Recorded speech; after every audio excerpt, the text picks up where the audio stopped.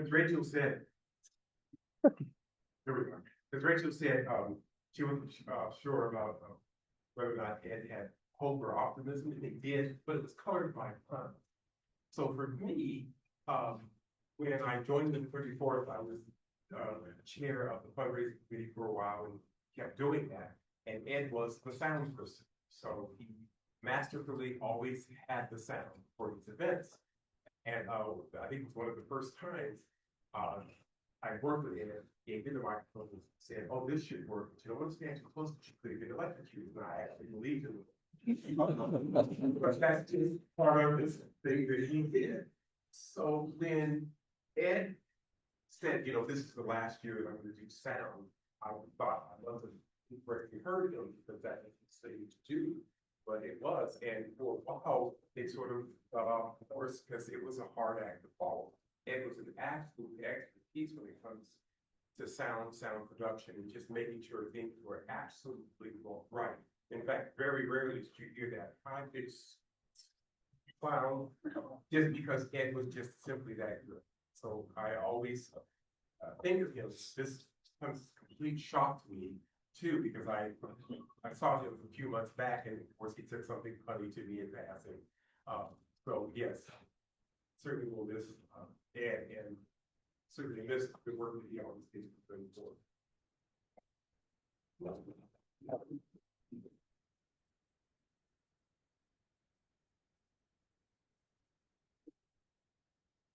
Well, when I first hooked up with the 34th, there were still couple tables with the old Roosevelt Democrats sitting around.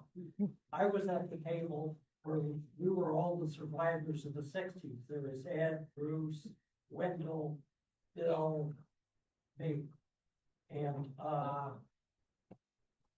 you just knew that Ed could make it down to San Francisco in 14 hours in a theater at VW. And a couple of lovely memories.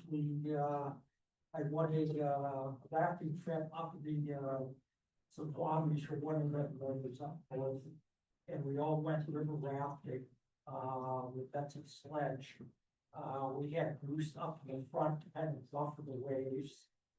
And the last time I saw Ed, he was working the sound down at Fly Central. And I think the only good way to remember Ed is with the glass of Davidson sitting on it. I correct.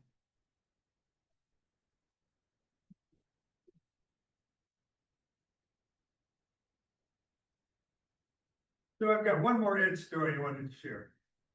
In 2017, we got a dog. My wife and I got a dog. I had never had an inside dog in my life, but I grew up on a farm. Dogs and animals were supposed to be outside, so I didn't know much about this dog. So Ed brought us a dog toy. And this gets 2017.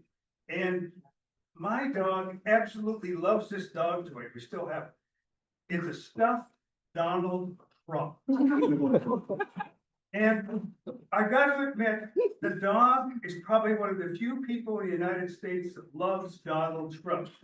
She loves to bite Donald Trump. She loves to shake her head with Donald Trump. And Donald Trump's squeaker no longer works. So Donald Trump can't talk. So I thank Ed for bringing me Donald Trump.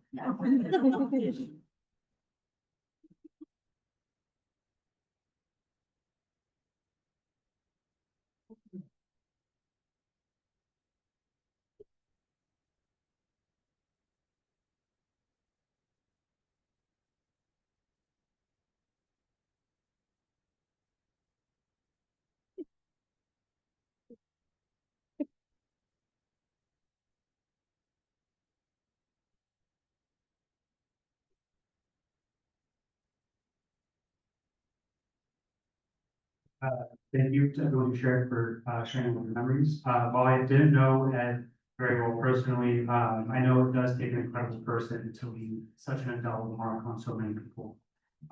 It's never easy to lose the people that we care for. but it is moments like this that remind us to celebrate good times, and give grace in bad ones, to be generous, to be patient, and to lead with trust, compassion, and appreciation for one another, because it's only by working together that we can ever accomplish anything worth doing. Being in rooms like this with people who, like Ed, have and continue to devote so much of their time and energy to moving us forward, is always inspiring for me. As we hit what is now officially 7:04, I want to thank you all again, for sharing in our remembrance of Ed and for joining tonight's meeting, which I will now call to order. First thing is our land acknowledgement, so I'll hand things over to our first vice chair, Rachel Glass.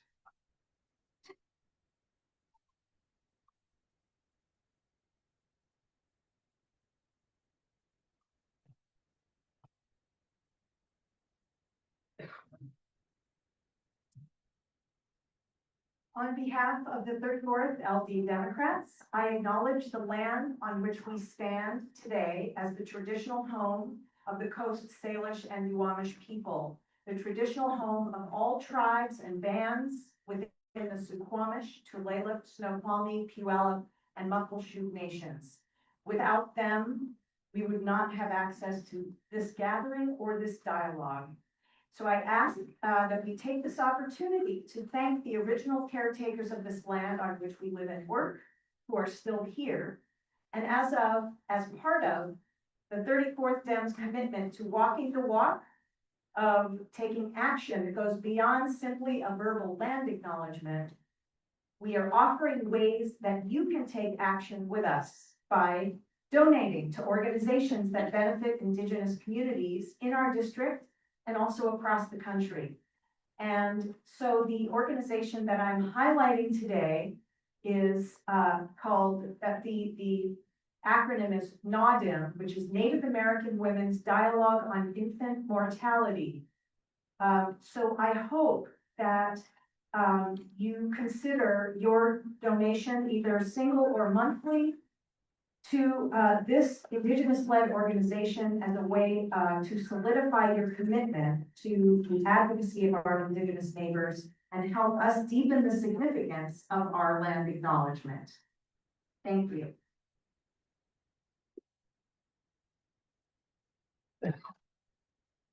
Thank you, Rachel. I'd also like to take a moment to thank Peninsula Soul Food for all the incredible food this evening.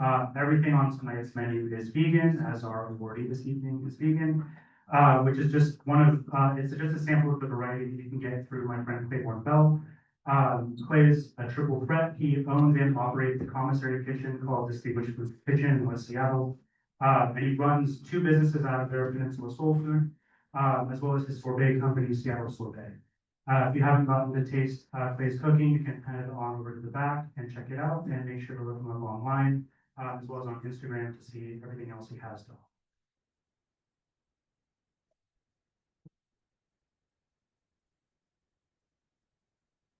Next up tonight, for my chair spotlight, we're celebrating International Youth Day, which was yesterday. We were planning on having 2 special guests from 2 organizations doing incredible work out in communities. Unfortunately, the representative from Washington Youth Alliance wasn't able to make it. But we do have the chair of the King County Young Democrats, Rohan Joshi.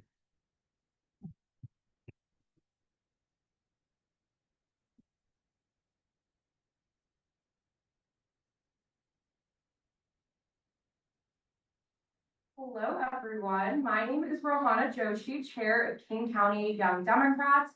And before I start off by saying anything, I want to ask you all a question. And that is, what does it mean to be young? You can shout anything out.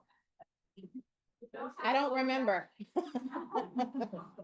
Well, to me, it means opportunity. It means the opportunity to experience different things, opportunities to learn who you are, and most importantly, the opportunity to get wisdom from those who came before you and are now still working alongside of you, fighting for the same cause.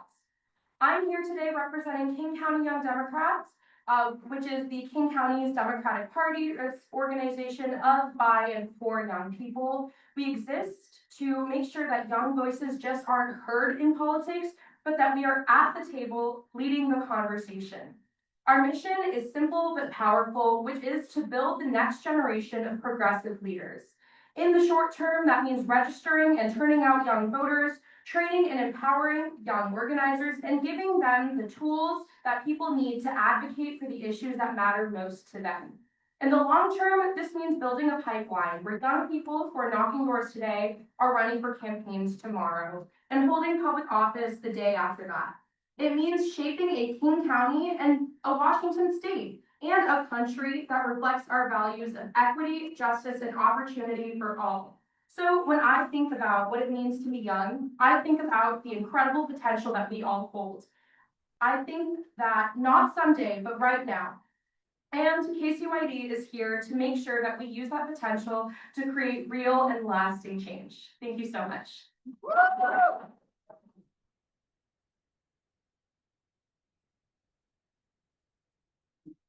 I know Rohana said that young people are getting involved today to run for office tomorrow, but she's actually running for city council right now in Carnation.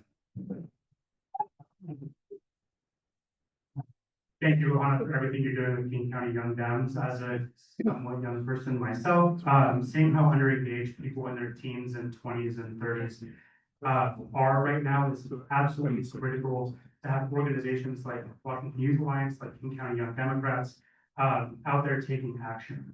It's one thing for folks of my age and younger to get out there and complain on Instagram and TikTok. It's another thing entirely to actually go canvas, hit the pavement, knock doors, make phone calls, do text banking, and actually cast your ballot. So, thank you, Rohan. Before we move along, we do have a couple of things to approve. First are the meeting minutes from our June meeting, which was provided in emails out to membership before today. There's also a copy available on all of your tables. So is there a motion to adopt June's meeting minutes? I move we adopt. Lisa, thank you. Is there a second? Second. Chris, any objection?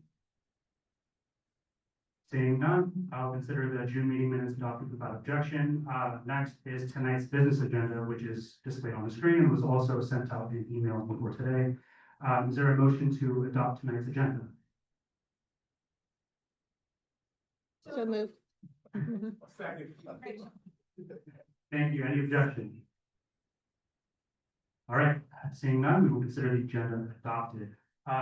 First order of business is to hear once again from our first vice chair about donating to Democracy Through Change Makes Sense.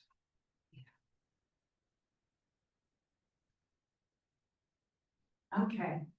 So Change Makes Sense. That is, for any of you who don't know, who are new here, Change Makes Sense was a campaign that I did, and it was just for me. It was when I was an Obama delegate in 2008. And I pledged to myself that I would raise $1 million for Obama. And I actually did. It took me longer than through the campaign season, but I did it. And so I was really excited about that. And I thought, wouldn't that be a cool thing for us to do as an organization that, that can help us to, you know, be able to do the things that we need to do. The other thing that's important about Change Makes Sense is that it's change, like loose change. I mean, that was the whole point, is that you don't have to be of the means where you're doing a $200 donation or a $100 donation. If you have some change from the little cup in your cup holder, or the couch in your living room, or the little bowl next to your phone that's like, hey, I've got some loose change. Take that and donate it to the 34th District Dems. It adds up, it really, really does. And it doesn't, if you don't miss it, then no harm, no foul. But it really helps the 34th Dems. So tonight, please, there's on your table, there's a little QR code. Please feel free to just imagine how much changes in your couch and put that amount toward the 34th. And it's going to a great cause. We are doing so many exciting things to help get Democrats elected and to be able to be in community and bring people together and get people excited about staying in this giant fight that we are in to save our democracy. So thank you very much.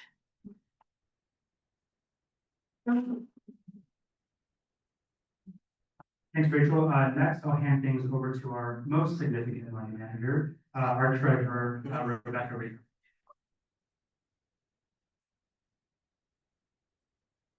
Quite an honor. Thank you, Jordan. Beautiful. Okay, hello, everyone. As we close out the first quarter of our fiscal year, things continue to look good. Jordan nicely puts together these slides each time, but just to walk you through what's behind the revenue and expenses from the last month. $1,000 of that revenue is the final contribution to our amazing fundraiser. Kudos to Lisa. And the remainder is contributions to the organization, which continue to be at a steady high month over month, which is great. Expenses are primarily the normal stuff, our back-end systems, Zoom that some people are watching us on. The one difference is some money towards our PCO activities. Notably, thank you, Mitch and Regina, for hosting us for our PCO. Just to forecast a little bit ahead, we will see a higher round of expenses this month as we send out our first batch of candidate contributions, which is just a little over $7,000. Still wholly within our budget, just to be clear, but you will see that graph dip a little bit, but in a predicted way. All right, thank you.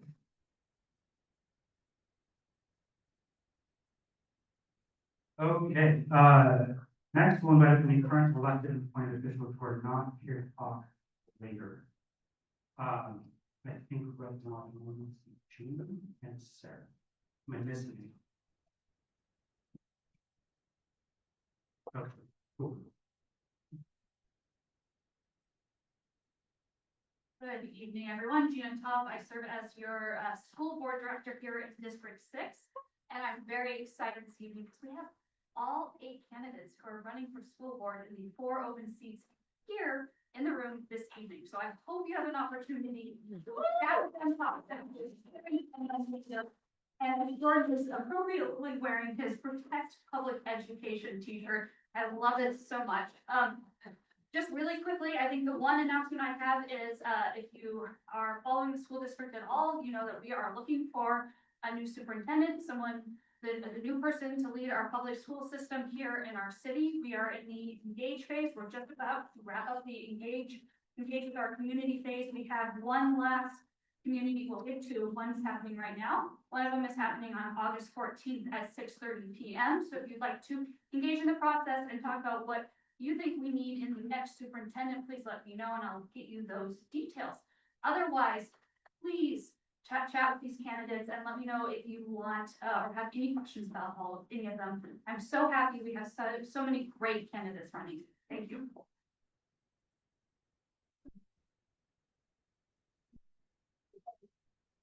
Thank you. And my name is Sarah Moore. I'm deputy mayor for Erie and running for reelection. Yeah, I'm doing a little civics. I'm running for council position number 5 rather than deputy mayor because we're council manager city and we choose our mayors and our deputy mayors every year. So that's a little bit about me. I'm standing here on behalf of 4 Burien candidates that the 34th has supported. Every single one of them is looking very strong. Yeah, very strong.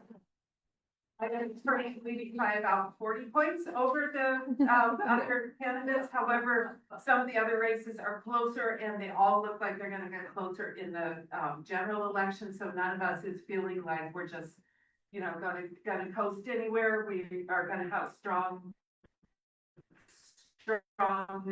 opposition, and we're going to work hard, going to the doors, meeting people, and learning what Burien really wants, and letting them know that we're here to be part of the community as leaders, as servants of the community, as representatives of the community, and as uplifters of the work that they're doing. One of the things I've been doing during my campaign this time is noticing all the places in Burien where I have partnered with community to bring things about, and where I didn't do it. I just lent a voice or brought it to somebody's attention or,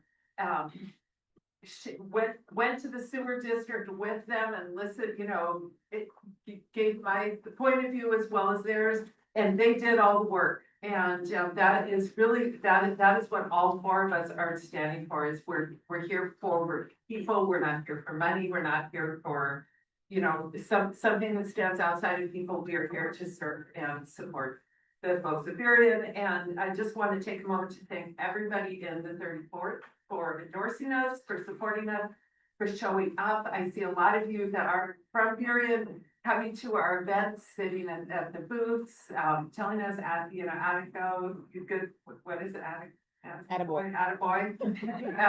You know, giving us encouragement, and it is felt, it is seen, it is heard, and it is appreciated. So thank you so much, 34.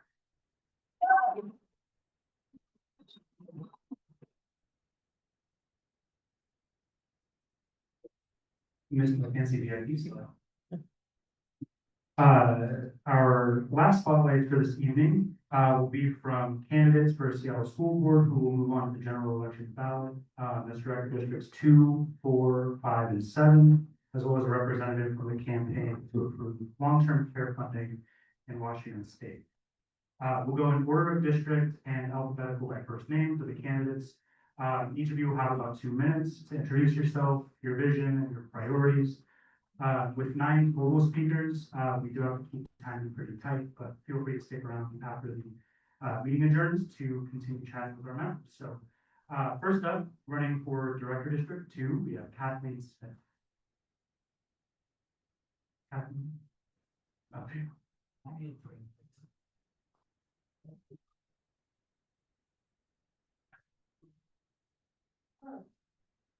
Can I go speak to the mic? Yes. Okay, I'm Catherine Smith. I run the school board in District 2. I'm running because the school closure process last year showed a very clear lack of data-driven decision-making, and I'm a data scientist at Microsoft. 2 skills that are really important in data science are first defining very clearly what the problem is that you're addressing, and then being able to ask the right questions to lead to an effective solution. I believe that this skill set is needed in the school board and school district to move us towards a better management of our schools. I'm running because we have 2 kids. My oldest is starting kindergarten this fall, and I want him to be entering a school system that will be able to meet his needs, whatever they may end up being.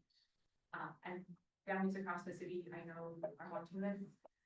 I don't want to see school closures. I don't want to see access to different services blocked. I want to see solutions to, like, there is a real problem with equity, and I want to see solutions where we plan around the people who are impacted by the equity issues to find things that will serve the people. I'm also running because the national politics right now make me scared, and so in response, I feel it's time to step up and do what I can to strengthen our local institutions. Our public schools are foundational to our society and to democracy. And so I believe I can help strengthen our school system and build our local communities. I know we have issues with lack of funding, and I believe I have skills to help dig into the budget. We can't afford to make cuts that will cost us in the long term, and we can't afford any inefficiency in how we're running our schools. We owe our communities quality education. I believe I can help strengthen those communities with data-informed best practices to make schools where students can be safe, secure, and accepted, and set up to thrive. Thank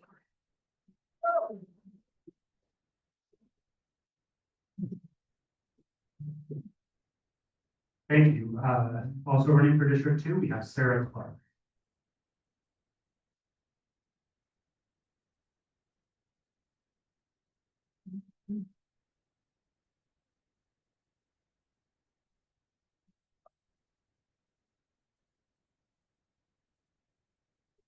All right, I got myself situated up here before my team is all over.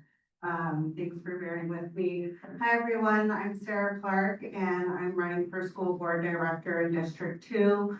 I'm currently serving as the appointed director for that district and have been in that role for almost 18 months now.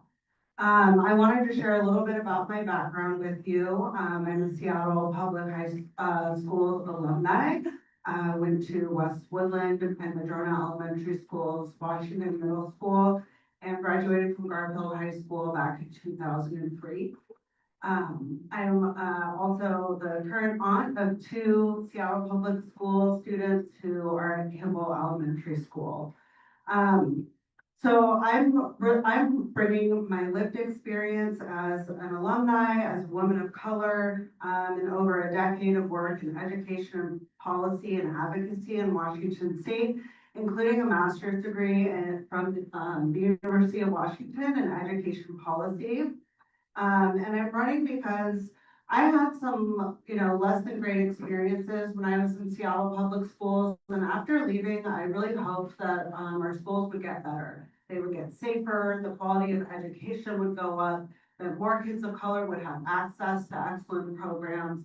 And when I moved back here in 2012, that was not the case. And in fact, not only do kids furthest from opportunity are still not getting their needs met, but more and more students just across the district are not getting the education they deserve. The board, the district have collected a lot of data over the last 2 years, an enrollment study in which we're finding people are leaving because of lack of academic rigor. We're in the process of collecting resource allocation data and some other data that I'm pulling together in a budget committee right now. And if I'm elected to serve a full term, I'm committed to restoring financial oversight on the board, which I think is a critical step to restoring community trust and to ensuring that we are able to shore up our finances and provide kids with the education that they deserve.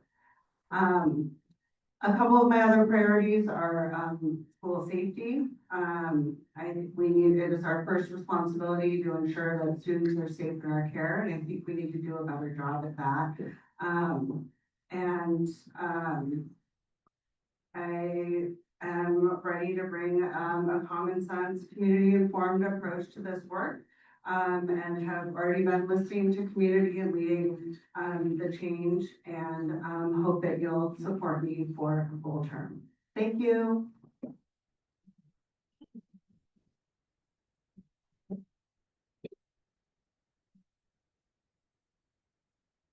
All right, now we have our first candidate for District 4, which is Joe Misrafi.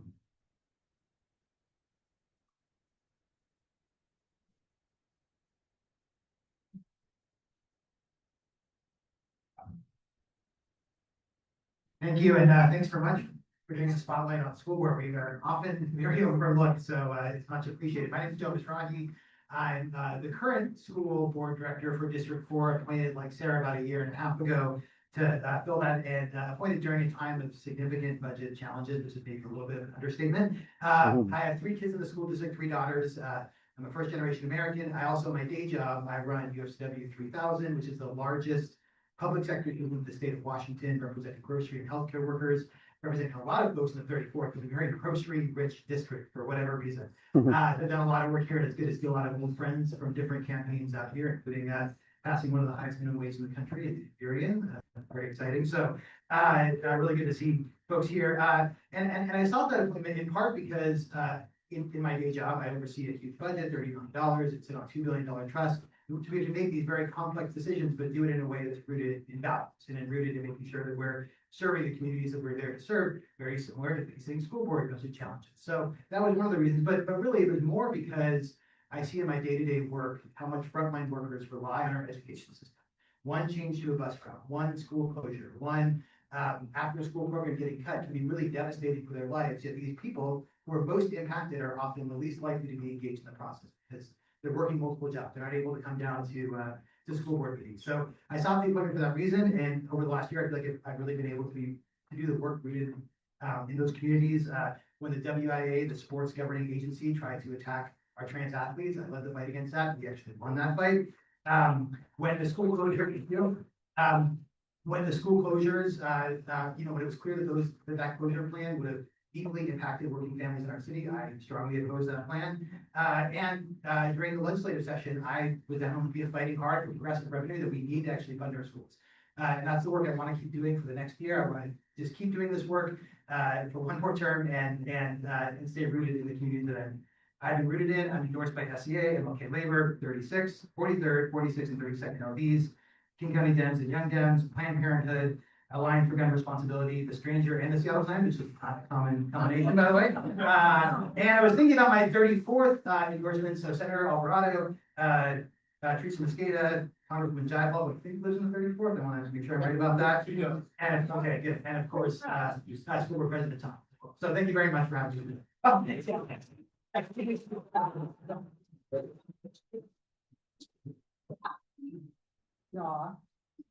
And our next candidate for District 4, we have Laura Marie Rivera.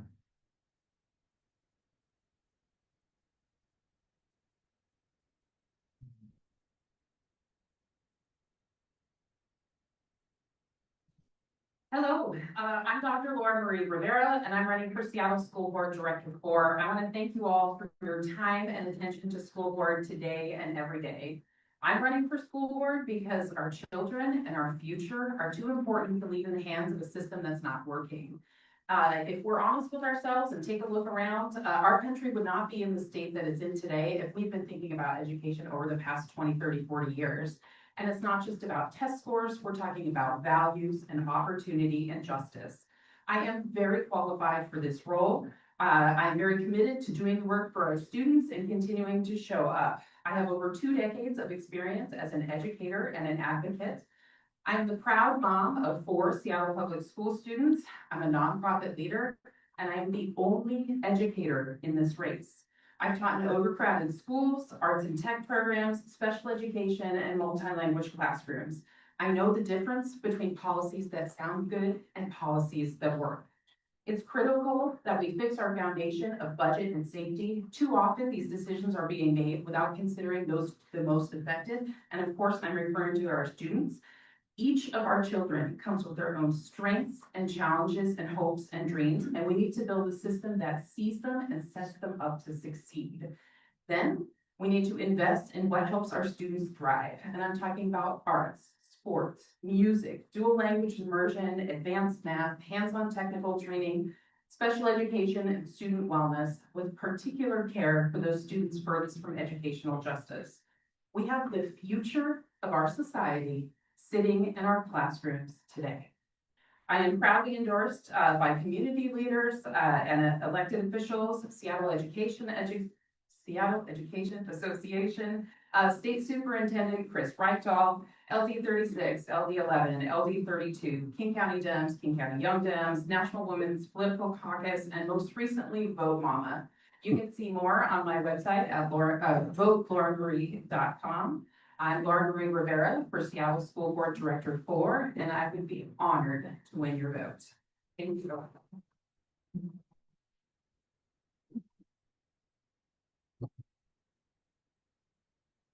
All right, now heading into District 5, we'll start with Janice White.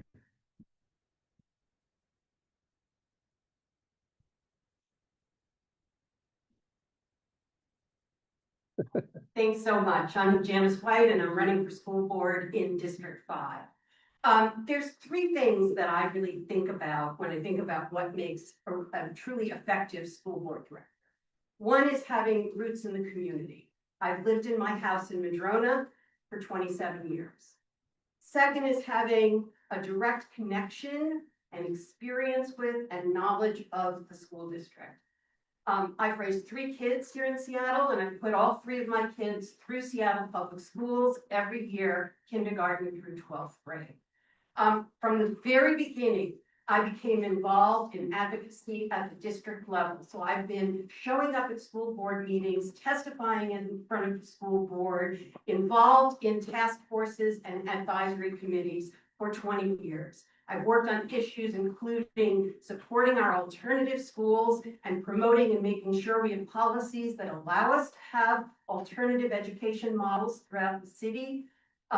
working on transportation issues, and working on supporting our kids with disabilities. I served for 2 years as president of the Seattle Special Education PTSA, including during COVID. And I want to tell you a little personal story about how I got involved in that work. I have 2 kids with disabilities, and one of my children is autistic and had a particularly difficult journey, particularly during elementary and early middle school in our system. And it took a huge amount of advocacy from his parents, and especially from his mom, who is a lawyer and a trial lawyer. And it took me 7 years of advocacy to make sure that that one child had the right school placement and services that he needed to be successful. And before I achieved that, he was a child who was restrained more times than I can count, put into isolation, had the police called on him, everything you can think of. Today he's about to start his junior year of college. But the work I had to do for 7 years for him to meet his potential and be successful, solved the problem for one child. One child. That's not acceptable to me. And that's why I stepped up to take on a leadership position in the special education PTSA, and why I have continued to advocate for the over 20% of children in Seattle Public Schools who have a disability.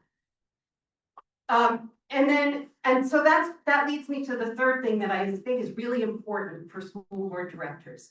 They need to have a passion for making sure that every child in our system receives the education they're entitled to so that they can meet their full potential. And I have demonstrated for 20 years that I have that passion. And I would be really honored to have the support of the 34th. I've been endorsed by the Seattle Times. I've been endorsed by King County Young Dems, Alliance for Gun Responsibility, National Women's Political Caucus, the Transit Union Local 587, and several former school board directors, including former school board president Leslie Harris, former school board president Kay Smith Blum, former school board directors Sherry Carr and Stephen Sundquist, and many, many community members you can see on my website. So thank you again, and I'd be honored to have your support.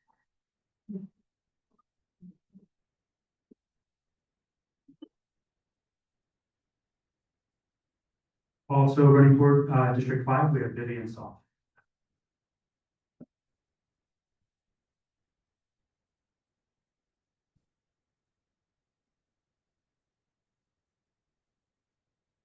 Hi, I'm Vivian Song, and I'm running for Seattle School Board in District 5.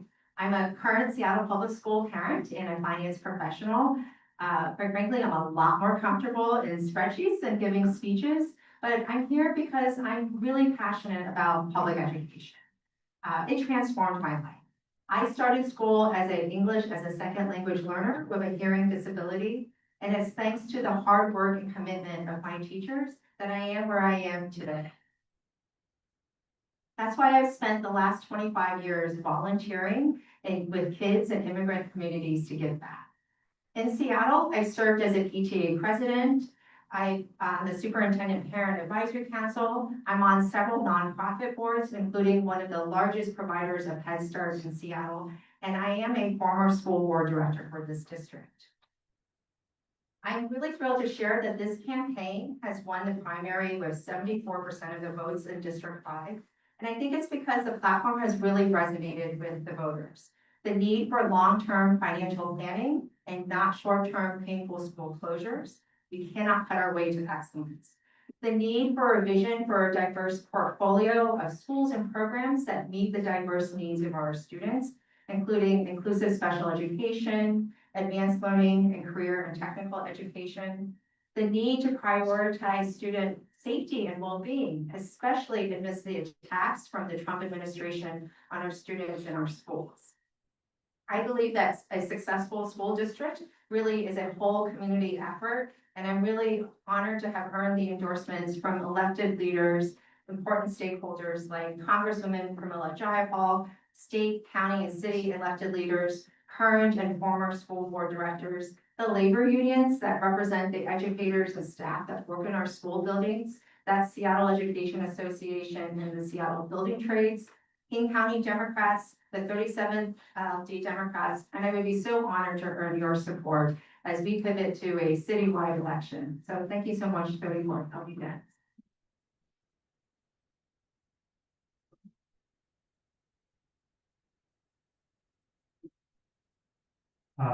Starting off for District 7, we will begin with Carol Robb.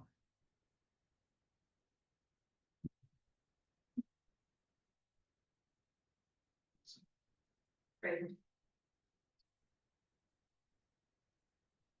Okay, I think I have to bend now. All right, maybe that worked. I forgot my glasses, so it's fine. I have a piece of paper here, but I think I can do this without looking at it. So I'm Carol Rava. I'm running, as Jordan said, in the southeast part of the city. We did not have a primary, so the two of us are advancing to the general. I have spent the last 29 years working on behalf of working on educational equity and access for young people furthest from educational justice. This is my life's work. I am a professional in this space. I have worked at multiple nonprofits, founded two, including one called Get Schooled, which is a digital free college and career counselor for low-income students and students of color. And another one that I co-founded called the Post-Secondary Commission that measures the economic mobility that colleges provide and holds colleges accountable for providing economic mobility to students. I currently work for a large foundation based in Madison that helps low-income learners on their path to receiving a post-secondary credential or workforce credential to put them on a path to upward mobility. This is my life's work. Educational policy and access. This is what I know and I'm comfortable with. I am also a parent of 3 students and two stepchildren, all of whom went through Seattle Public Schools. My youngest just graduated from Garfield this past spring. And I want to say, at his graduation, we spent more than half of the graduation recognizing 2 of my son's classmates who were murdered last year, one on the Garfield campus. Safety is my #1 priority.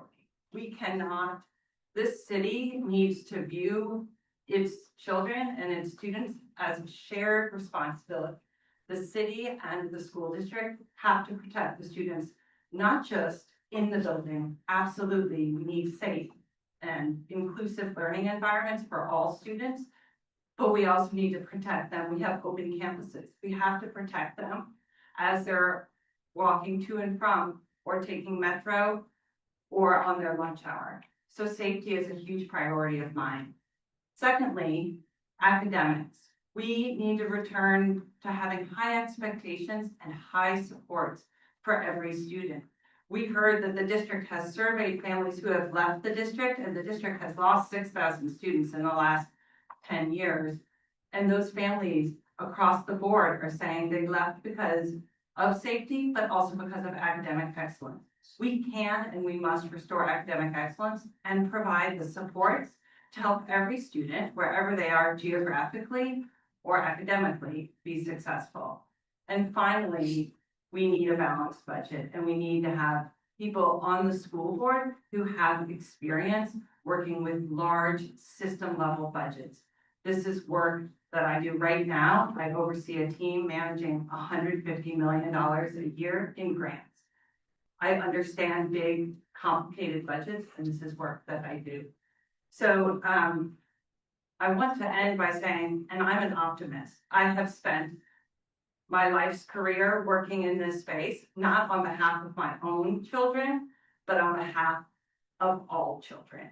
And I have to believe that this city can have schools that serve every child well. And I'm committed to being part of that solution. So I would appreciate your support. And you can see my endorsements at electcarolrava.com. And I will call Leslie Harris, who who I know also has endorsed me. I had an executive role at Seattle Public Schools about 15 years ago, so I'm also deeply familiar working with the school board and with the superintendent. Thank you. And finally, we're here from District 7 candidate, Jen Lavin, without.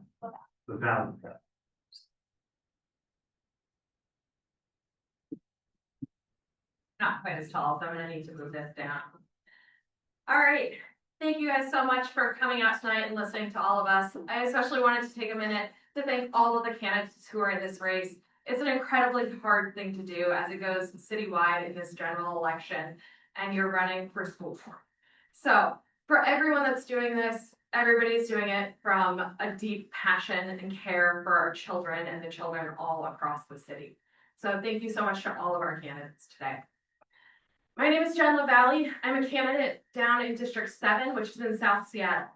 I'm a working parent of 2 kids that are in elementary school, and a few years ago, they were impacted by what's called an October shuffle, when they moved the teachers around based on enrollment numbers. Our school lost 1/6 of the teachers in that shuffle. It's a Title I school with a lot of kids that are furthest from economic justice. Within that, we could not get an answer as to what happened or why. So a number of us started coordinating together, trying to look at the data, trying to figure out what was going on, and connecting with other parents all across the district to get some answers and to find out what was going on and why people were being impacted that shouldn't. Within that, the school closure discussion had started. We worked together as a group of parents to really push back against the school closures and make it clear that children were going to be harmed in this process of closing 21 and then 17 and then 4 schools. Within that and the data analysis that I was doing, I started to discover in collaboration with other parent volunteers from across the district, that schools were being understaffed, enrollment numbers were being mispredicted. That ends up creating a lot of churn in our schools. It loses valuable staff. And then across that, they're understaffing Title I schools at a significantly higher rate. Our students demand more. Our immigrant students demand access to these programs that are so vital to them, like the newcomer program that was discontinued this past year. The students here in West Seattle have no access to HCC, the high capacity cohort services. And they desperately need that access, because without it, they start misbehaving in school and checking out, feeling like they aren't good. And that's something that no child should feel. So we need access to programs, we need access to information, we need access to our school buildings so that parents can see what wonderful communities these places are and what pillars they are, and to be able to well educate their children. We deserve more. We deserve more from safety within our school buildings, as well as within the mental health of students. We deserve stability across the district, and we deserve great programs.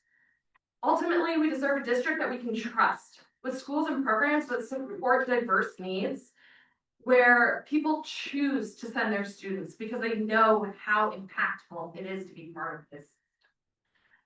Within that, I'm going to leave you with the fact that I've been endorsed by the 37th, the 43rd, the 32nd, the Seattle Education Association, along with many more. You can see more information on my website, which is Vote LaValle, which rhymes with Rainier Valley, .com.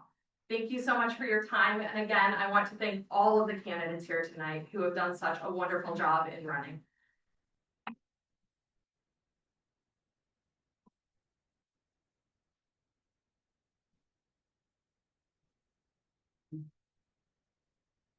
Our final speaker for the campaign spotlights will be Anna Skonian with Grove 8102.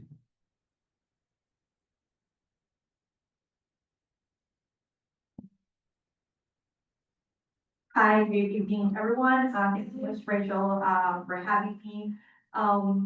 So I am here to present a Prove 8201 campaign. My name is Ana Escanio. I am a staff with SEIU 775, and I am currently also the campaign manager for 8201. Some of you have met me also last year when we were running against Initiative 2124. And back then I was, and I still are also the We Care for Walkers coalition manager. So I wanted to start this by saying, right now we're in a very bad situation in the federal government. Medicaid, which is the largest funder of long-term care in our nation.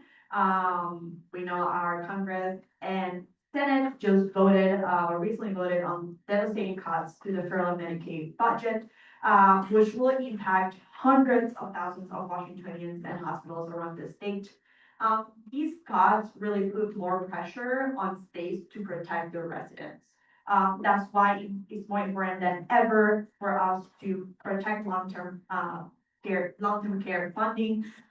This year, and 8201 will make our long-term care fund more reliable and secure.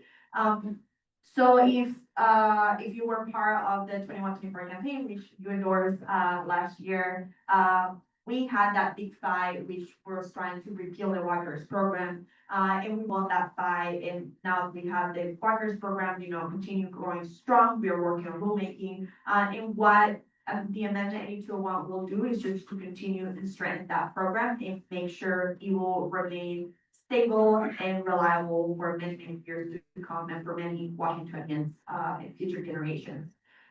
So we are proud to say that we have been endorsed by widespread support from both Democrats and Republicans. This actually passed in Congress and Senate with a supermajority from both parties, because we know that strengthening the Walkers program is about dignity. It's not about bipartisan system. It is to just make sure we are getting the care we need when we need it in the state. We have been also endorsed by many nurses, organizations, healthcare groups, labor unions. Actually, yesterday, now that we had a lot of education talk today, I was at the Washington Education Association board meeting, and we got endorsed by them. And we also have been endorsed by many LD Dems already. So we also were endorsed by Bob Ferguson and Republican leader John Braun. And it seems clear to everyone that regardless of partisanship, that securing long-term care funding for over 4 million Washingtonians should be a priority for us right now. So 8201 will require 100% of investments income earned by Washington State Long-Term Care Fund to only be spent in long-term care services. As taxpayers, we started paying to the Walkers program back in July of 2023, and benefits will become available in July of 2026. So we are a little bit less than a year away from benefits becoming available. 8201 will strengthen the Washington Long-Term Care Benefit Trust Fund to help seniors and disabled Washingtonians while protecting also taxpayers. When it passes, because we're sure it's gonna pass, it will increase investment returns by $67 billion over the next 50 years. Money that can be used to increase benefits for people with disabilities and seniors without costing taxpayers a dime. Current laws limit investment of the trust fund only on no-return choices, so like government bond and savings certificates. And this constitutional amendment 8201 allows the trust fund to be invested to produce higher returns. This proven method will be managed by the independent and non-partisan Washington State Investment Board, which is bound to the highest fiduciary standards. Under 8201, investment returns legally, as I mentioned, cannot be spent on any other programs besides long-term care services. And we know that the Washington State Investment Board strategies takes into account any market ups and downs, even an average return per year of over 7%. The Washington State Investment Board already successfully manages over $200 billion in Washington public pensions and disability funds. These include firefighter pensions, these include teacher pensions, those are already all being managed by the Washington State Investment Board. So what we're doing is just giving Walkers the same benefits and opportunities that already other state funds have to continue growing. The Washington State Investment Board has a strong track record of fiduciary responsibilities, securing high returns for funds that provide benefits to Washingtonians. And other states also apply the same method for some of their programs, similar programs like California, New York, and Oregon, which have their programs being professionally managed similarly with very strong results. So in each case, professional investment has increased return, reduced taxpayer risk, and preserved benefits. And the amendment doesn't really change anything about the program. It does not raise taxes or increase payroll contribution. Everything will stay the same, but instead it gives the fund access to higher returns, which will help preserve benefits, delay or avoid future premium increases, and keep the program solvent for future generations. And Walkers is still a very new program. We know that there's still a lot of misinformation. But what voters need to know, I think, is simple, which is this amendment ensures Walkers can grow and stay solvent without costing workers more. We will obviously appreciate your endorsement and your support in this campaign. And most importantly, to make sure to vote approve 8201 this November. Thank you.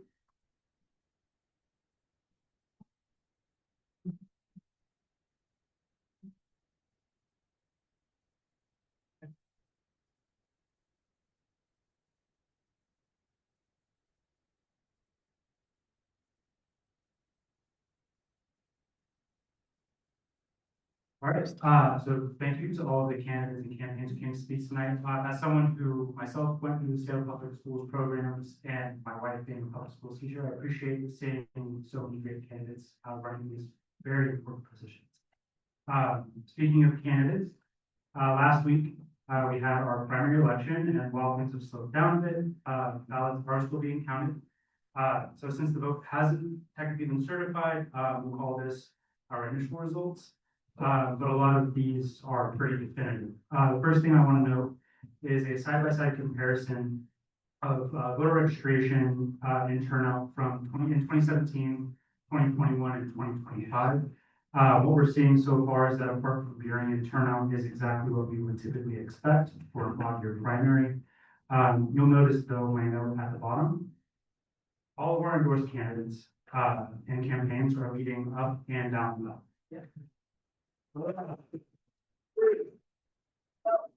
And it's not by a little bit, they're crushing.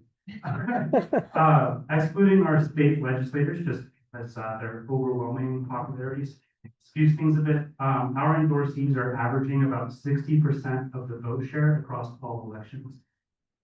Ranging from Damaris Espinoza doing big things down in the Highline School District with nearly 48%, all the way up to the incredible Alexis Mercedes Ring with over 78% of the vote. Those who don't know, that's the second highest vote share of Seattle City candidate in the history of the city. So just to quickly run through the preliminary results, we have our dual endorsed candidates, Claudia Guarducci and Ramai Zafalai, together approaching that 74% mark. King County Prop 1 with just shy of 73%. Katie Wilson on top of the Seattle mayor's race with nearly 51%. Erica Evans with a commanding 55.8%. Of course, I already mentioned Councilmember Ring's decisive win. And Dion Foster with a 23-point gap over Seattle Prop 1 has jumped to above 59%. Damaris Espinoza, who's running down the Manhattan School District, has been increasing the distance and is now approaching 48%. Heading down into Burien, we have Hugo Garcia, who's creeping up on 49% and expanding. This is when you make that. Sam Mendez is right behind Hugo Garcia with a bit of a big race. And then, of course, Sarah Moore. With an incredible 63.1% for position 5. Of course, as you see down there at the bottom, the unsurprisingly popular Senator Alvarado with over 97% of the vote. Basically, every state person is pretty good. So we obviously could never pull something like this off, without the incredible support of our PCOs, our community partners, and the countless hours that the candidates and their campaign teams, put into earning this level of success. Having heard from even more campaigns tonight, I'm excited to get through another round of endorsements, keep pounding that pavement, and absolutely blow the competition out of the water in November. Really amazing work. It's insane. All right, for our last order of business before we get into our awards presentation, many of you, I'm sure, noticed in our newsletter and on the agenda that we are due to elect a new second vice chair. During our executive board meeting in July, Carla announced that she would be stepping down from the role of second vice chair, but remaining on the board as the chair of our Communications and Technology Committee. Per our bylaws, the expectation is that we hold an election to fill the vacancy of the membership meeting following the resignation, provided that we can fulfill the notice requirement, which we did, and can find an eligible candidate to fill the role. So here we go. Before I call for motions to elect candidates, I want to explain what the role of second vice chair is, and the additional expectations that come with taking on that responsibility. So the second vice chair is expected to fill the role of the first vice chair whenever the chair is absent for business, since the first vice chair then fills in as the chair in those circumstances. Should the chair and first vice chair both be absent for business for any reason, the second vice chair then temporarily takes on the responsibilities of the chair. Barring any of that happening, the second vice chair's only official responsibility is to serve as chair of a standing committee. At this time, whoever steps into this role would take on chairship of the Bylaws and Rules Committee, and until they're comfortable taking on the full workload, would work side by side with me to accomplish any of the committee's responsibilities and goals. Beyond that, the role is really whatever the next officer votes to make it. To be considered an eligible candidate, the bylaws only require that you be a voting member of the organization, which in turn requires that you declare your voluntary affiliation with the Democratic Party, be a PCO or submit a membership form with or without dues, and reside in the 34th legislative district. So with that, are there any motions to elect an eligible candidate as our new second vice chair? Any motions? And this, as a side note, this is a PCO only vote, so you can be an elected or an appointed PCO. I would like to move to nominate Colton Myers for second vice chair. I will second that nomination. Thank you, Steve. That was Rachel Lassen, but captured for the motion. Second. Colton Myers. Okay. Are there any other motions to elect eligible candidates for the position of second vice chair? Any other motion? Okay, hearing none, we'll give the nominee a moment, 2 minutes to introduce themselves, explain why they want to serve as second vice chair. And then in keeping with the bylaws, we will go into debate and then a vote. So Colton, if you'd like to share some words then.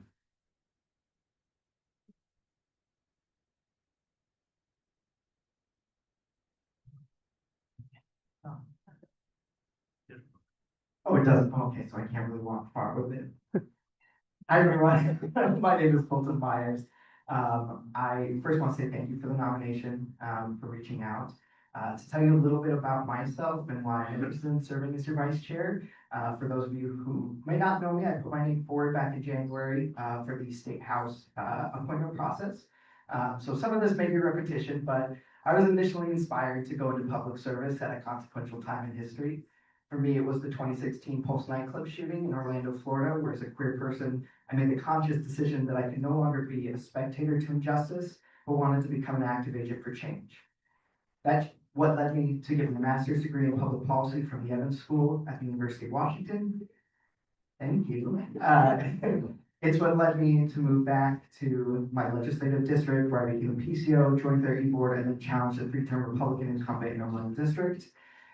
It's why I chose to enter a career in state government, to work from within the system, to bring lasting and meaningful progress. It's why I agreed to step up today, is because our work's not done. My work is not done.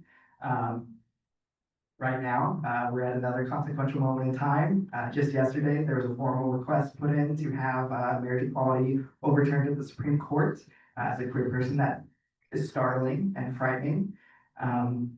A little bit more about myself too. I'm a renter. I live and feel the affordability crises every day. My partner and I spend over $4,000 to rent our apartment here in West Seattle. So I hope to be a voice for a lot of you renters out there.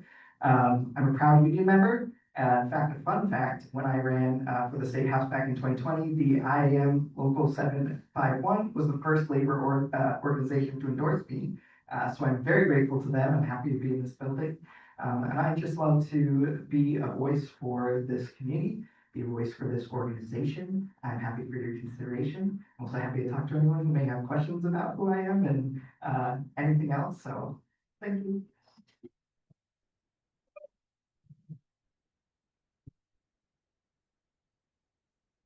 Next, we'll move into debate, since there was only one candidate, who received the motion. Rachel, you made the motion. If you'd like to speak in favor of your motion, you're welcome to, or you can.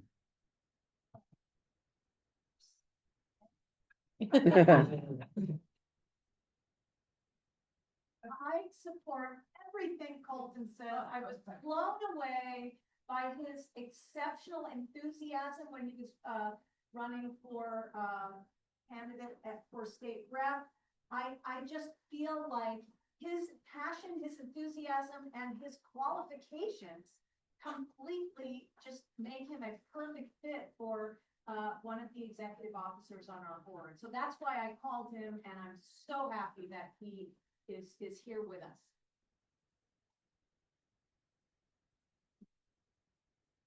Okay, is there any speaker against the motion to elect Colton as second vice chair? Call for the question. Got it. Maybe we can do this the easy way. Is there any objection to the election of Colton Myers as second vice chair? Any objection? Great, seeing none. Welcome to the team, Colton. Thank you.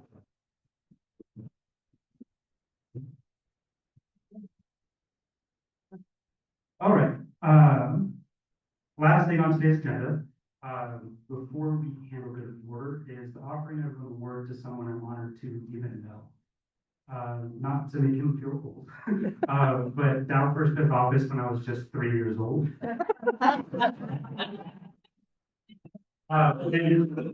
Which is actually as old as my oldest son is now. When I think of all the people who are getting into office right now, I can only hope that my children will feel the same immeasurable gratitude toward them that I feel toward them. Not only did he step up to lead this organization once upon a time, he faithfully served our district in the legislature, on the county council, and of course, as county executive. Tonight, we welcome some special guests to talk about their memories and experience with Dow. So to get things started, I'll hand the mic off to our current and incredible King County executive, the one and only Shannon Braddock.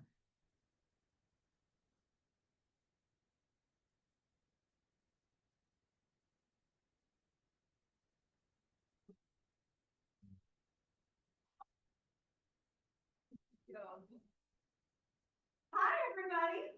How's the evening? Good. I'm so happy to see everybody here. This service matters so much, especially in these times when we're facing incredibly challenging things at our federal level and so many challenging issues at our local level. I just want to thank all of you for being engaged in this space. And I want to thank Dow Constantine for helping me get the best job I've ever had. County executive. So I just want to share a little bit because I first went to work for Dow about 10 years ago. I had been working at the King County Council for Joe McDermott, also a great job and a great public servant. And I went to work in Dow's office. And a story I like to tell is it was my first day. I didn't actually know Dow all that well. I knew him from this space a little bit. You know, I'd been around, I had a lot of respect for him, and frankly, he was intimidating. So here I was hired to be the council relations director. I don't remember the topic, to be honest, what we were talking about, but there were a bunch of the smartest people I know sitting around the table. If you don't know this, Dow hires very well. And there were all these great, amazing people, and some topic came up that was sort of being debated amongst the group about what should we do.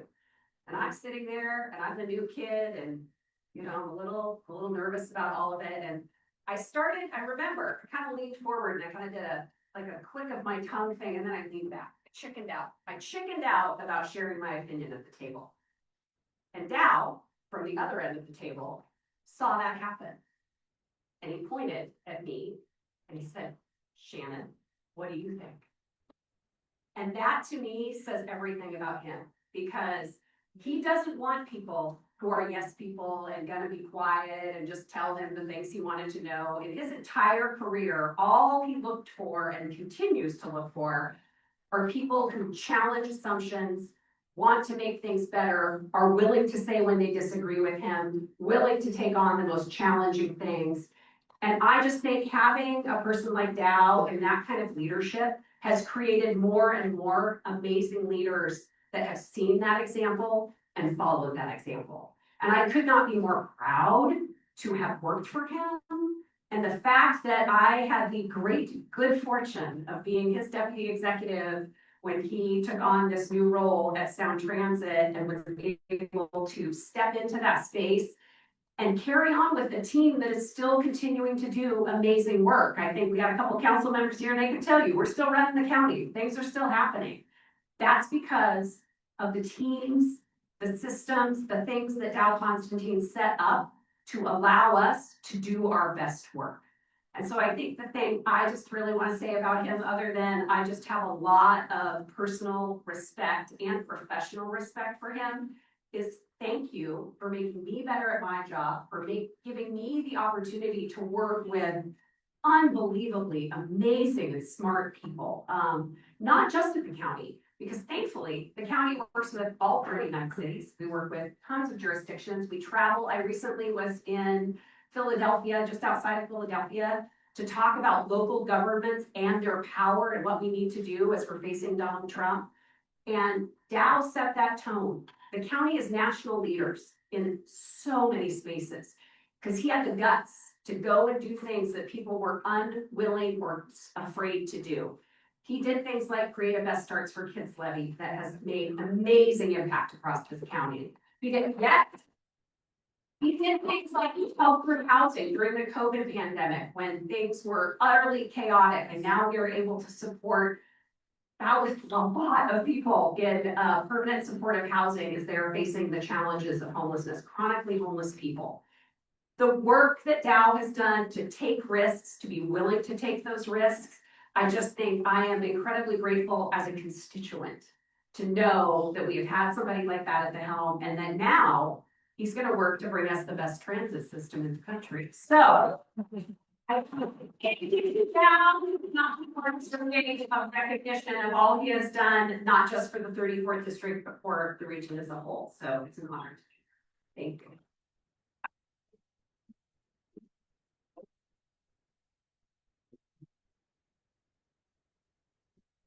Next, I will invite our next two guests up at the same time.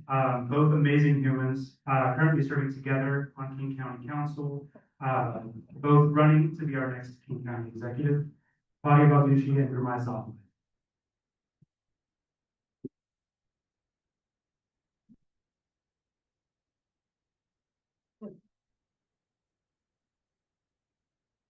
We didn't plan this speech together, so I thought. You wanna go first? No, I don't. All right.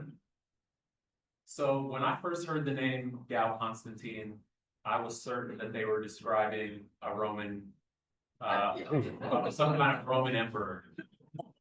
It just gives that vibe, some kind of biblical vibe. But then when I was running for office in 2019 for the King County Council, I saw him speaking on a stage and I said, oh my goodness, this is not a ruler from biblical times. This is a modern day silver fox. That booming DJ voice, I saw the twinkle in his eye and I said, I am smitten. But then in 2020, when I started on the council, I realized that Dow Constantine is more than his good looks. Far more than his good looks. I figured out that this is somebody that we should admire as a leader. because my first year on the council was actually a very destabilizing experience. First instance of coronavirus found in King County. Protests in every corner of the region, surging by violent crime, insurrections on the national stage. And all through that, we had a steady hand on the wheel and with the name of Dow Constantine. And we learned so much from him and his leadership. This is somebody who we saw navigate our region towards during some of the most challenging times, helping to set up vaccine clinics, making sure that we're responding to the calls for justice in our criminal justice system, making sure that we're building enough housing for our unhoused neighbors and so many more issues. And now we are so lucky that he is moving on to run another very important organization in our region in Sound Transit to deliver the transportation that so many people need to find opportunity. On a personal level, he's always been responsive to me, whether it was working with him to help transform our system of behavioral health through the Crisis Care Centers initiative, or when I told him that our neighborhood of Skyway, where I grew up, didn't have enough investments, and he came forward with some of the most historic investments in community centers and affordable housing and public transportation that neighborhood had ever seen. He was always responsive. And even on a personal level, when I asked him, hey, Dow, like, if I end up being the next executive, I'm gonna have a baby girl, I'm gonna have a second one in December. How did you manage? You had a baby girl in your second term, you and your wife did. And I said, do you get some kind of paternity leave? And he laughed at me. He said, you just gotta work through it. You have to work through it and make sure that you're doing a good job. And so from his mentorship and his leadership at the regional level, we have been fortunate enough to have somebody like Dow. And I want to just give him a cheers and a shout out for being an incredible leader.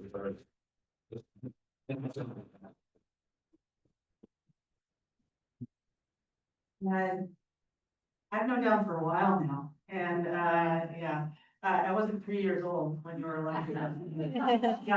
But I was asked, a few months ago, I forget what the occasion was, to stand up and share sort of what I thought about the impact of Dow's leadership, and I really struggled to come up with a leader that I could name that has had as much impact on our county municipally, as Dow. And the only name I could come up with was really Jim Ellis, right? And so, and I said that, and if you all know, Jim Ellis was one of the biggest, most impactful leaders we have had around these parts. The father of Forward Thrust, cleaned up the shores of Lake Washington and the Elliott Bay, created the most efficient government we've had around here, Metro, and built the first youth services center, community centers, parks and recreation, low-income housing, did it all. And I was thinking, that is the kind of record that we're talking about when we talk about Dow. And then I thought, if I say that, is that gonna sound like sucking up? And I thought to myself, well, now I can say it, because now that we are his boss, there's no such thing as sucking down. Whatever I want. But I mean, I just want to, and I have to read these out, because I don't think we can underestimate the amount, when the history books write the tale of this time, the things Dow has done. He was a leader on local climate action, pulling us all together to work to improve our climate when everybody said local action didn't matter. Local action couldn't make a difference, it's a global problem. Land conservation. I don't know how many thousands of acres have been preserved and kept green for future generations because of Dow's strong leadership. If you think about all the populations that he has thought that we need to do something here for these folks. Kids, best starts for kids. Seniors, he put the S in Best Seniors and Human Services Levy. He built the new Youth Services Center. And I had a huge impact on the water taxi. As a matter of fact, that was one of the first things we ever talked about, was the water taxi.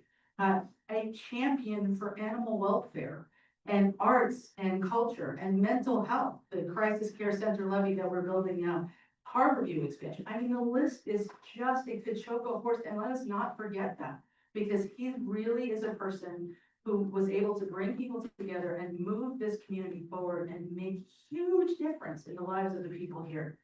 And unlike that slacker, Jim Ellis, he is gonna get transit done. Building our light rail system and our bus rapid transit system. And just on a personal level, I first met Dow when I was on the Bellevue City Council, and our city council decided that we needed to do a better job of being regional partners across the lake and with people all around. So I was assigned to go visit this guy, Dow Constantine, on the county council. He didn't represent us. And, yeah, he didn't represent us, but he took the meeting, thank you. And I walked in with the most, honestly, naive and almost dumb series of things I was supposed to lobby him about. And to his credit, he was very kind. He didn't laugh me out of his office. He asked me, "Why are you here?" Told him we're trying to make friends across the region. He said, "Oh, so you're my Bellevue buddy?" And I'm like, "Yep, I'm your Bellevue buddy." And little did I know that would grow into a relationship where Dow has been a mentor to me. He gave me one of the biggest opportunities of my career by making it the head of a large county department where I got to learn how things really work. And he taught me through his example about how important it is that government works well.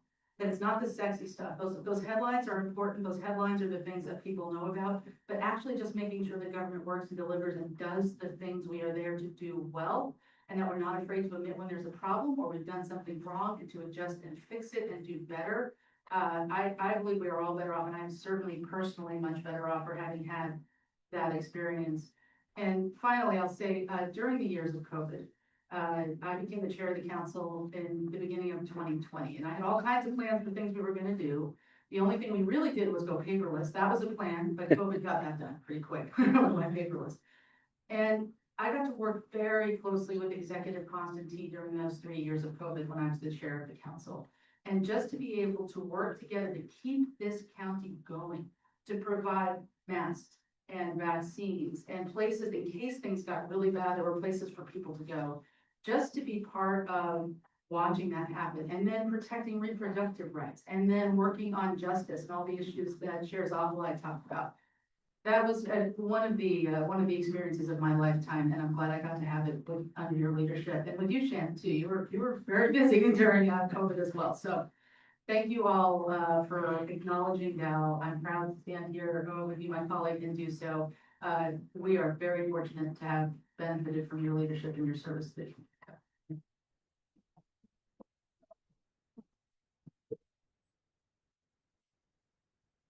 You can lift Dow up, but you can't suck down. Work on it. Our final guest speaker today is actually the person who first convinced me to join the 34th Dems, and whose mentorship and friendship is the reason a lot of us are here today, our Seattle School Board President, Gina Tal.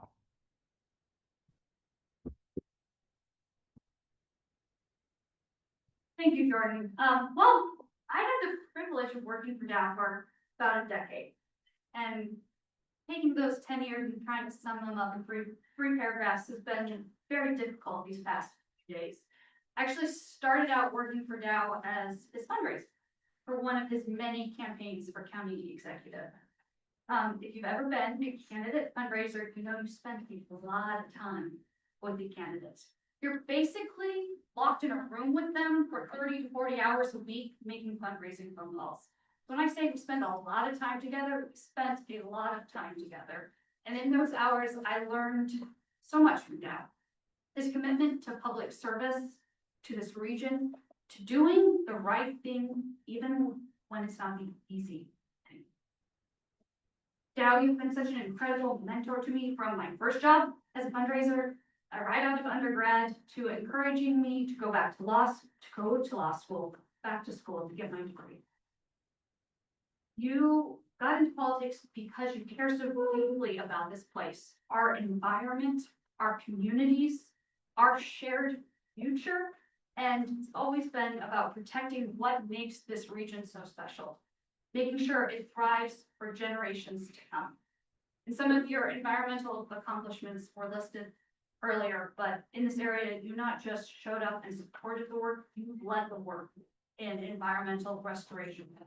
And I have like these images like burned into the back of my brain of you and hip waders walking through this massive floodplain restoration project that you made happen. I think about standing with tribal partners, it's pitch black at night, dumping rain, catching these tiny little kokanee salmon, a species that you led the efforts to keep them from going extinct. I think about the leadership to protect Maury Island shoreline, permanently saving the last stretch of undeveloped Puget Sound coast.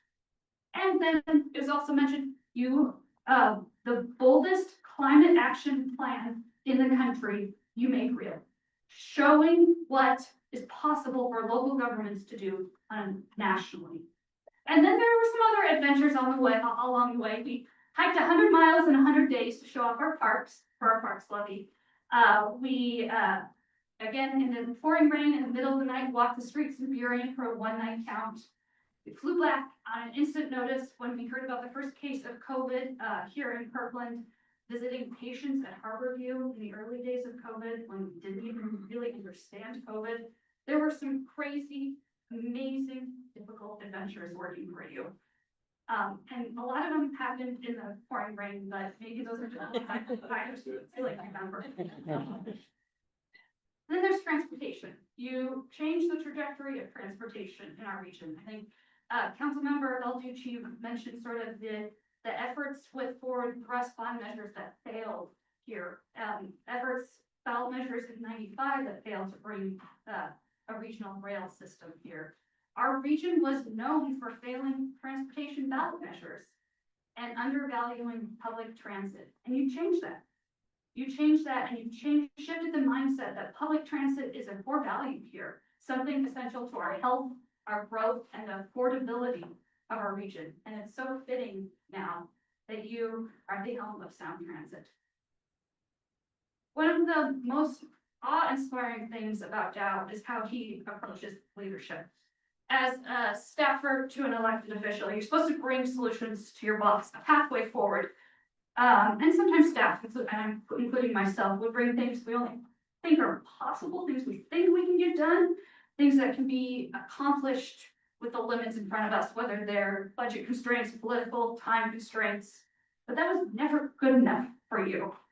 Time and time again, I want you to say, okay, well, that doesn't quite fix the problem. That's not quite good enough. What is the right thing to do here? And then you do that. And even if it wasn't easy, even if it wasn't popular, even if there was no budget for it, you found a way because it was the right thing to do. One of the biggest lessons I learned from you, Dow, is that place matters. My home, the 34th, matters. And it's my job to help make the thriving community. I'll share one last story. So it's the day after the 2024 election. Dow and I were talking, feeling, obviously angry, numb, maybe a little hungover. And I said, I am so disappointed in the Democratic Party. You looked at me, you didn't skip a beat. You said, you are the Democratic Party. It is your responsibility to make things better, to shape your community and to shape your party that your community and country needs. And that will stay with me forever. It's why I love the 34th, because we are working every single day to make our party, our community, and country better. So Dow, you've shown me and so many others the power of public service to make people's lives better. Taught me, don't let the future shape you, shape the future your community needs. On behalf of all of us at the 34th, and for me personally, thank you for your years of service, your vision, and your example. Please join me.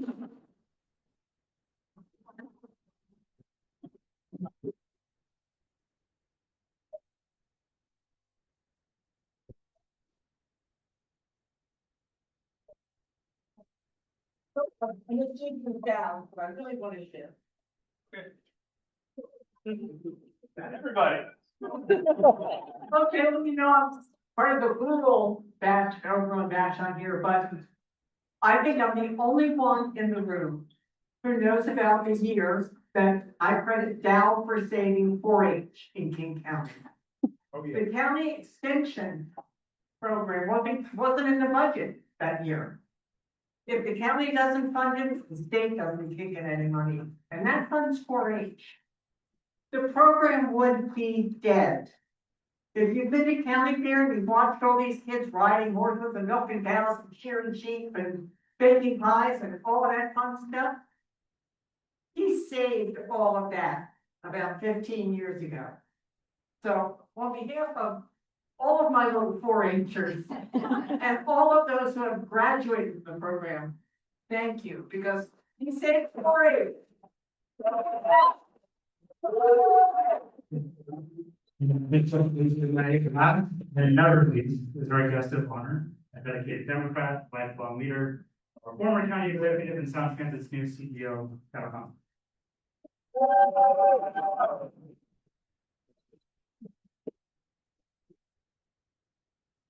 Well, thank you. I would not have remembered the 4-H achievement, but I really appreciate that very much. And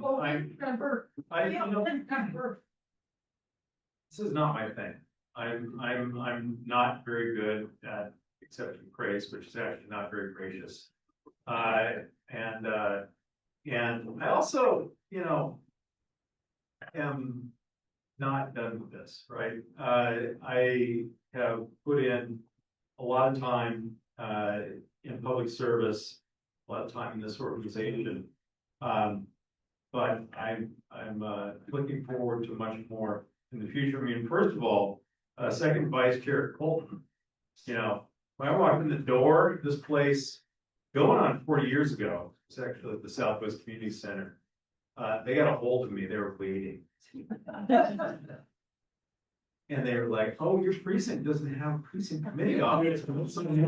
And like 2 seconds later, I was second vice chair. Right? And then they made me like next election, first vice chair. And then the chair, Margaret Cease, resigned. It was all like a plot, the whole thing. But I first of all, thank you, Claudia and Gina and Shannon and Jordan. I walked into the 34th District Democrats because Senator Phil Talmadge, for whom I had interned, so he's a mentor, insisted I do so, and then he set that whole thing up. And there was this sort of gaggle of 34th District regulars who were all conspiring to bring, young blood into the party. And it was, Margaret Cease, she was the chair, Betty Lou Green, Noreen Schwan, Lois Ellenich was there, I think.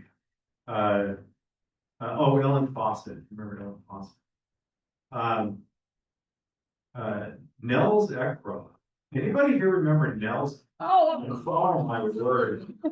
I'm so sorry, those of you who never got to meet Nels Ekbroth. He would talk your ear off. He was so great. And Ann Martin was there. I got a pizza. But I'm not, as you heard, covered a lot of ground. And if I were to actually do all this justice, it would take a long time, but it is very late. So just allow me to observe that over the course of those 4 decades, we've been through a lot of ups and downs together, right? We've had great triumph. I won't even recount every presidential election, but great triumphs. We finally threw off a quarter century of Republican rule when Bill Clinton got elected in '92. I was the chair. There's probably a causal connection there, but I'll never forget that moment. And then the election of Barack Obama, and that was just a stunning moment in American history. But so much more has happened. But it is not those few high points or the few low points. It's all the stuff in between that makes us actually work. This was alluded to before. It is the hard work here in the trenches at the precinct level, at the district level, putting one foot in front of the other, arguing with each other about what it is exactly we believe in as Democrats or what we can tolerate disagreeing about, that ultimately makes our democracy work. Now, we're in the most perilous time in my lifetime, probably in our history, at least since the Civil War. And I honestly don't know if we're gonna make it. Well, we certainly won't make it if people quit putting one foot in front of the other, right? So the work you're doing today by being here and listening to all those school board candidates and making endorsements and all that, contributing to the 34th district is this sacred work of maintaining that flickering light of democracy. I am so grateful to be a part of this organization. I thought when Claudia and Shannon and Gina got up here that someone was going to say, apropos of what Gurmai said, I come not to praise Constantine, but to bury him. But, you know, as another great writer once said, don't bury me, because I'm not dead yet. I am going to keep right at this stuff. And this sound transit work is so invigorating because this brings together all of the things that I've been so passionate about all these years. And I actually helped tee this up. And now I get to take the experience that I got working with you and with you and with you. I am good at hiring, aren't I? Yeah. And use it in this agency to really take this dream and make it real in our region. There could be nothing more fulfilling than that. And when I'm done with that, I will probably be right back here like Margaret Cease and Nell Deckroth. We'll have the yard signs. Yeah, and marching in parades, and you're gonna have to, in all likelihood, just carry me out. So thank you so much for this honor. It is just remarkable. Thank you.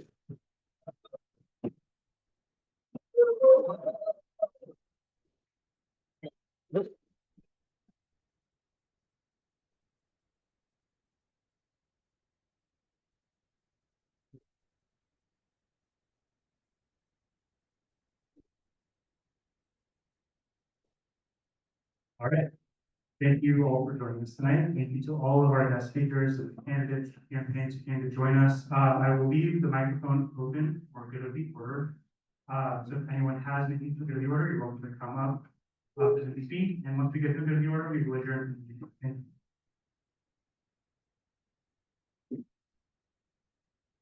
Thank you. I'm David McClanahan. I'm the co-founder and coordinator of Physicians for a National Health Program, Washington chapter, founded in 2005. And we have monthly meetings, and I want to really tell you about the monthly meeting we're having 1 week from tonight, which is on Zoom. And we're focusing on people with disabilities and the effect of the big bad bill in Congress that's going to really impact their lives in a terrible effect. We're having 3 heroes of the disabilities movement that dates back to the Willowbrook State School in Staten Island, New York, which was housed 5,000 people with physical and intellectual disabilities. And they were supposed to be taught and educated and have physical therapy and stuff, but they didn't get any of that. So 2 of the people that we're having next week were doctors there for a short time and helped organize the parents of the residents there. And the administrators fired them, but they didn't take the keys away from one of the guys. So he hopped the fence with Geraldo Rivera, who was a reporter at a local TV station, and this led to a huge expose that basically ended up with the state losing in federal court that they were not doing what they were supposed to be doing. So it ended up with the shutdown of Willowbrook and deinstitutionalizing of people with disabilities. So we're having Bernard Carabello, who was institutionalized there from age 3 to 21 and became a hero when he got out and told his story. He's going to be there next week. He went on to work for the state of New York, organizing, the disability community for 35 years and won a doctorate, honorary doctorate. Anyway, I've used my time, but anyway, I've got, some cards here that I can give you if you'd like to come to that. You can look at our website. There's more information about the Physicians for National Health Program Washington. And, I've got some cards here with, the website that's got the register link. Thank you.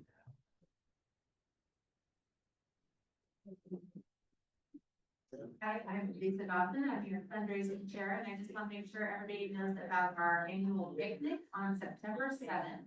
That's a Sunday. It will be at Alki Beach and Picnic Shelter, and next week will be a sign-up form. It's free of charge, and I hope everybody can make it on Sunday, September 7th. Hi, friends. Thanks for your attention, everybody. Just making some announcements about things that are going on in the community. Bend It Like Booker. Please, everybody, consider buying a ticket. You can go to our website, 34dems.org. There is a whole page about Bend It Like Booker. We have got an amazing event planned. There are at least 30 speakers planned. We're going to have music, food, celebration of our humanity. Dow said it best when he said, we can't win or keep our democracy strong if we don't put one foot in front of the other. So put some feet in front of each other and join us. It's going to be right here on August 23rd and 24th. I just want to say, if anybody wants to participate, we have pretty much all of the speakers booked, but if you have a story that you would like to submit, we are going to have professional actors reading out stories submitted, and we're getting some stories. I've gotten stories from Washington and also from other states around the country. So let's have your story be one of those.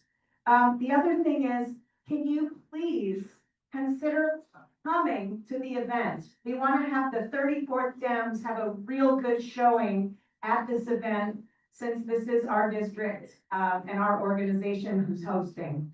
So buy a ticket. It's right here, 10 a.m., August 23rd. It's going to be a 25-hour event inspired by Cory Booker's 25-hour speech. It's going to go straight through to Sunday, August 24th at 11:15. So 25 hours of just amazing celebration, stories, civic engagement, resources, all kinds of good stuff. So thank you guys for considering. Go to our website where you can find all the information, including getting tickets.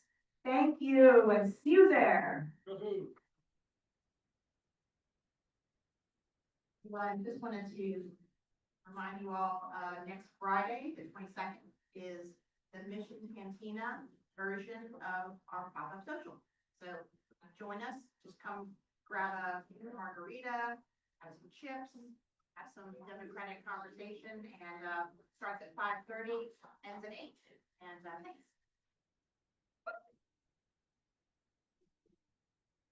A quick announcement of the West Seattle Democratic Women have our pizza, potluck, and politics picnic.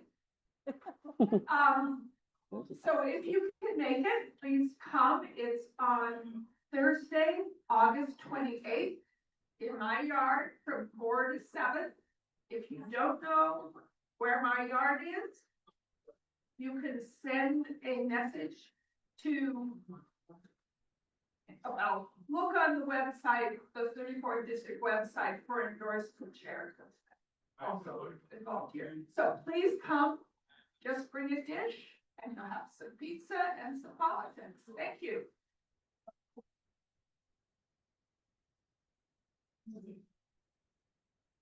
All right, thank you all again for joining us tonight. If there is no objection, we will adjourn the meeting. Any objection? Seeing none, we'll consider the meeting adjourned. Thank you all.